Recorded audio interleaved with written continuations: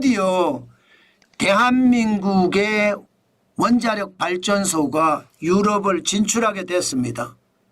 이제 체코와 원전 계약을 맺었습니다. 체코 전력공사 산하 EDU2라고 합니다. 이게 보니까 EDU2는요, 그러니까 일렉트로닉의 이야기인 것 같고요. DU는 듀코바니가 이제 체코의 원전 시설이 거기에 있거든요. 2는 두 번째 한다는 의미로 그렇게 해석을 하면 될 거예요. 자회사입니다. 자회사 EDU2를 만들어서 대한민국의 수력 원자력과 계약을 체결했습니다. 전자서명으로. 듀코반이 신규 원전 건설 26조 원의 말입니다. 야, 대단하죠. 결국 말입니다. 듀코바니에다가 원전을 2기를 건설한다는 얘기예요. 그런데 이게 2기로 끝나느냐? 아닙니다. 앞으로 신규 원전이 더 나온다고 합니다. 그러면 바로 우리가 수의계약으로 계약을 맺을 수도 있습니다.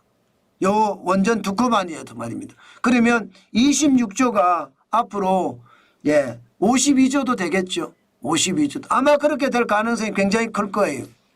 지금 보면 전체적으로 지금 진짜 대단하다는 생각이 듭니다.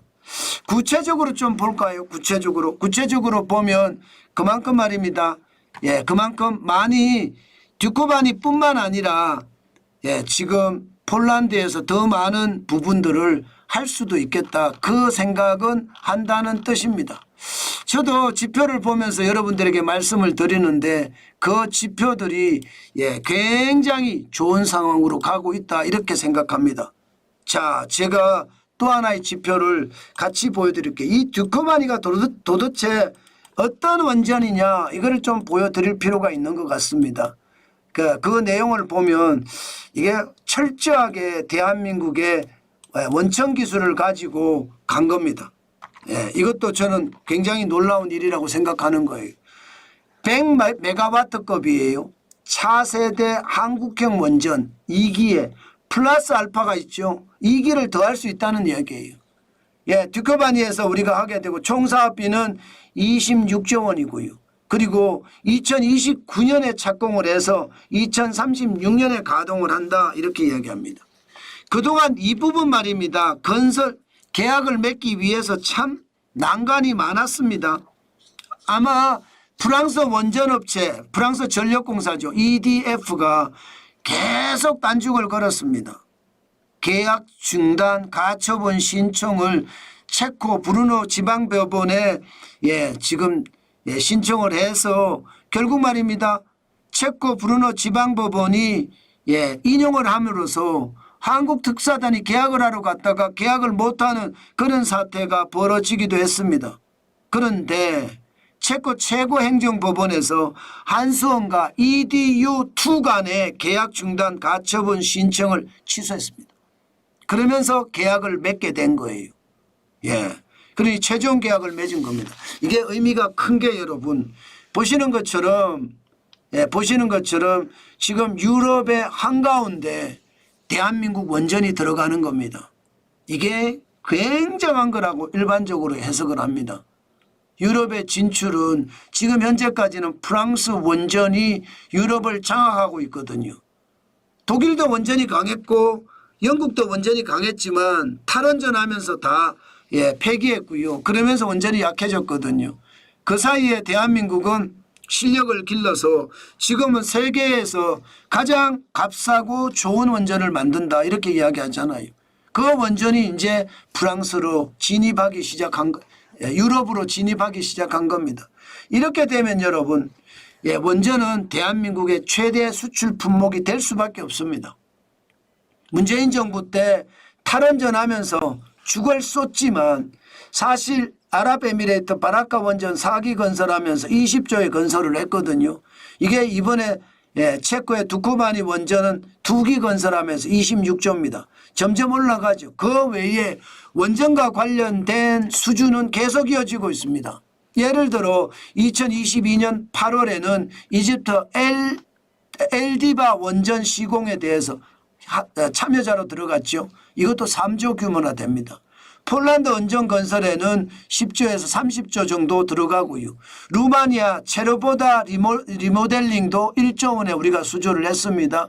그리고 2024년 11월에 불가리아의 코줄로2이 시공도 우리가 맡았습니다. 10조에. 그 정도로 말입니다. 지금 대한민국은 원전이 세계 시장을 휩쓸고 있다. 현재까지 벌써 60조 2600억에서 80조 2600억까지 이미 수주를 했다 이렇게 이야기하잖아요. 대한민국의 원전 기술이라는 게 엄청납니다. 예, 게다가 앞으로 그만큼 수주할 수 있는 능력이 많아질 겁니다. 왜? 프랑스하고 우리나라하고는 비교할 바가 아닙니다. 가성비 차이가 너무 많이 나요. 프랑스는 보시는 것처럼 핀란드의 오컬루오토 3호기 예정보다 13년 늦게 전력 생산했습니다. 13년 늦게. 대한민국은 사막에다가 지금 바라카 원전을 만들었는데 이거 예정대로 전력 생산했습니다. 쉽게 말하면 온 타임 온 버짓이에요. 정해진 예산으로 정해진 기간 내에 시공을 하는 것. 이게 우리의 경쟁력입니다. 그러다 보니까 유럽에서 손짓이 많습니다. 지금 영국도 원전 6기에서 7기 짓는다고 하거든요. 프랑스는 더 짓는다고 하고요. 여기다가 지금 뭐 이집트나 사우디아라비아나 여기도 원전을 짓는다고 하니 앞으로 이재명 정부가 어떻게 하느냐에 따라서 굉장히 달라질 거예요. 탈원전이라고 공식적으로 이야기하지는 않았습니다. 그러나 신재생 에너지 중심이다. 그 말은 이재명 대통령이 이야기를 했었고요. 그렇게 따지면 이게 탈원전으로 만약에 갈까 사실은 두려워하지만 지금까지 실용주의 노선을 걷는다고 지금까지 이야기했으니까 더 나아지지 않을까 이렇게 생각합니다. 앞으로 대한민국의 원전은 문재인 정부 때보다 완전히 병신이 되는 그런 사태는 막아야 합니다. 그래야 저는 더 좋은 상황이 올 수도 있다 생각합니다. 시간은 여러분 우리 편입니다. 우리 정부가 어떤 생각을 하느냐에 따라서 우리는 더 큰 꿈을 꿀 수도 있다. 저는 그렇게 생각합니다. 여러분, 원전은요, AI, 인공지능 산업을 키우려고 그러면 필수적입니다. 원전이 없으면 AI의 전력을 감당할 수가 없습니다. 때문에 탈원전은 절대 안 됩니다. 그만큼 원자력 산업을 키워서 국내는 물론이고 해외 시장 개척에도 적극적으로 나서야 된다. 그래야 대한민국이 살아남는다. 저는 그 말씀 꼭 드리고 싶어요. 중공은요, 절대 원전 수출 못합니다.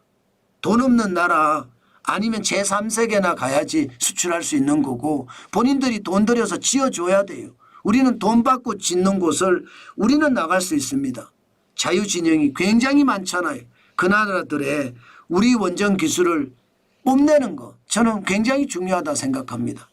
과연 이재명 정부가 할 수 있을런지 모르겠지만 해야 된다. 저는 그렇게 생각해 봅니다.